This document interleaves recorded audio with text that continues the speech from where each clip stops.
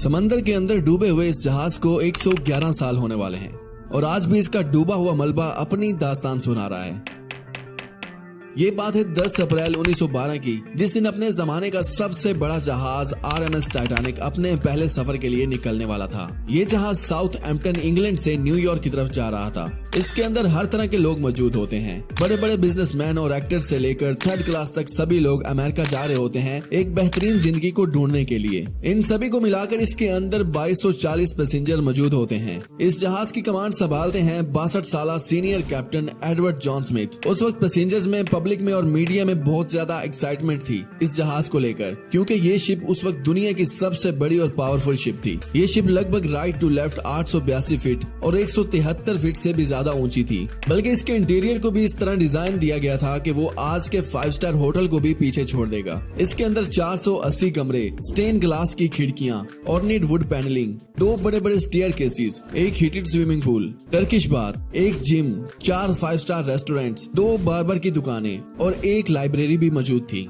उस जमाने में ये शिप बनाने की कॉस्ट पड़ी थी लगभग $7.5 मिलियन, जो आज के लगभग $400 मिलियन के बराबर है। इसके अलावा टाइटैनिक को बनाने में जिस टेक्नोलॉजी और फीचर्स का इस्तेमाल किया गया था, उसकी वजह से टाइटैनिक को अनसिंकेबल शिप माना जाता था। मतलब एक ऐसा शिप जो कभी डूब ही नहीं सकता, क्योंकि लोगों को तब लगता था कि ये शिप बहुत ही सेफ है।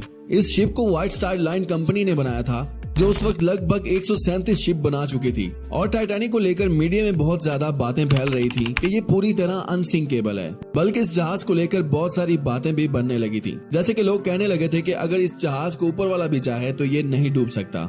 10 अप्रैल 1912 दोपहर के 1 बजे इस जहाज का इंजन स्टार्ट होता है।